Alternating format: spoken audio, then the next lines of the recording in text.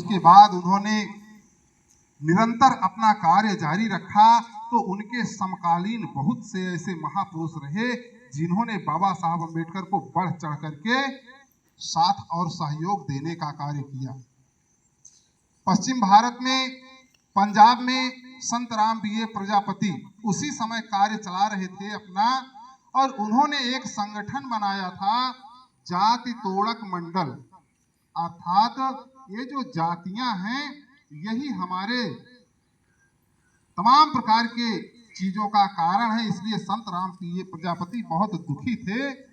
जाति व्यवस्था से वो कुम्हार, जिसमें हमारे समाज को कहा जाता है कुम्हार, वो उसी समाज से थे और उन्होंने जाति तोड़क संगठन बनाया और कई वर्षों तक उन्होंने चलाया। चलाने के बाद जब उन्होंने सुना कि बहिष्कृत हितकारिणी महासभा बाबा साहब अम्बेडकर ऐसा एक संगठन बनाए हैं, तो उन्होंने बाबा साहब अम्बेडकर से मिलने का कार्य किया और मिले। और मिलने के बाद उन्होंने आमंत्रित किया और कहा आप हमारे संघ का, हमारे संगठन का अध्यक्षीय भाषण करें। जाति तोड़क मंडल का बाबा साहब अम्बेडकर ने पंजाब में जब अभिभाषण दिया तो वहां के जितने भी जाति तोड़क मंडल के कार्यक्रम में शामिल थे सभी लोगों ने दोनों हाथ उठा करके साधुवाद कहा और कहा कि जो बाबा साहब अम्बेडकर संगठन बनाए हैं ऐसे संगठन में हमारे संगठन को विलय कर देना चाहिए। अर्थात ये जो हमारा संगठन है इस संगठन से कई गुना बड़ा बाबा साहब अम्बेडकर का संगठन है, इसलिए हम अपने संगठन को ऐसे संगठन में तब्दील करने का काम करते हैं। संत राम बीए प्रजापति बाबा साहब के इस संगठन में जब अपने संगठन को विलय कर दिए तो बाबा साहब अम्बेडकर बहुत प्रभावित हुए और उन्होंने सभी संगठनों का एक और अधिवेशन बुलाया और उस अधिवेशन में संत राम बीए प्रजापति को भेजा और इस बहिष्कृत हितकारिणी महासभा को उन्होंने 3 मूल मंत्र दिए। कहा कि सबसे पहली बात है कि शिक्षित बनो, क्योंकि बिना शिक्षा के अगर समाज में गए तो हार तुम्हारी निश्चित है।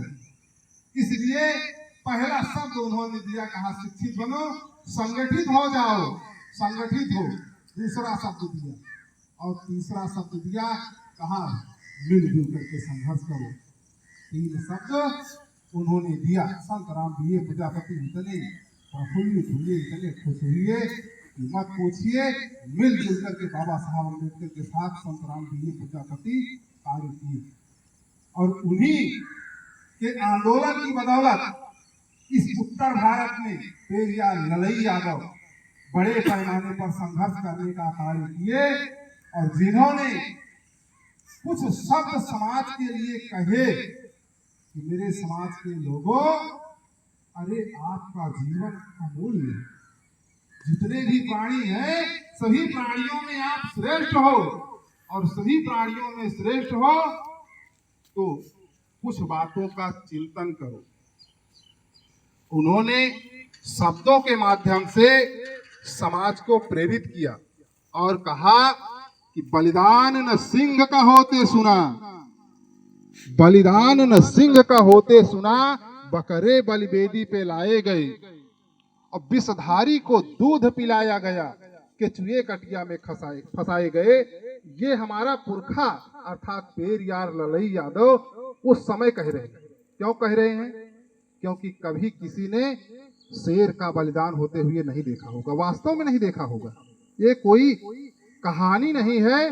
कभी भी शेर की बलि नहीं दी जाती है। क्यों? क्योंकि सिंह सिंह होता है, वह अकेला विचरण करता है, उसका अनुसरण सब करता। इसलिए सिंह की उन्होंने उपमा दी।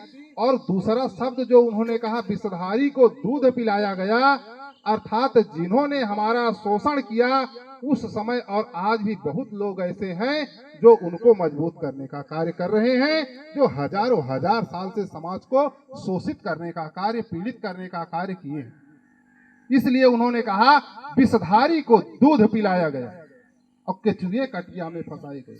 अर्थात जो सरल चित्त के व्यक्ति हैं, जो सरल चित्त के हमारे पुरखे थे, अर्थात भिक्षु संघ था, ऐसे निरीह भिक्षुओं को कत्लेआम पूरे भारत में किया गया, ये किसी से छुपा नहीं है। अगर हम इतिहास पर चिंतन करते हैं तो इतिहास यही बताता है कि भारत बुद्ध की भूमि है और बुद्ध की धरती है, और खुदाई के दौरान हर जगह बुद्ध ही निकल रहे हैं। इसलिए ऐतिहासिक बातों से हमको आपको चिंतन करना है। ऐसे ऐतिहासिक बातों को पेरियार ललई यादव अन्य शब्दों में कहते हैं, काटे ना टेढ़े पादप गए और सीधों पर आरे चलाए गए। और आखिरी शब्द में कहते हैं, बलवान का बाल न बांका हुआ और बलहीन सदा ही सताए गए। इसलिए हमको आपको इस वेशभूषा में, जो गुरु पद है, पूर्व काल में कोई व्यक्ति गुरु पद ले ही नहीं सकता था, ग्रहण ही नहीं कर सकता था। उदाहरण स्वरूप संतों के संत शिरोमणि गुरु रविदास जी महाराज, जिनको पूरा विश्व जानता है, ऐसे में उनको भी कोई व्यक्ति स्वीकार करने का कार्य गुरु स्वरूप में नहीं किया। क्यों? क्योंकि कहीं ना कहीं मान मर्दन करने का कार्य बहुत तरीके से हुआ। संत कबीर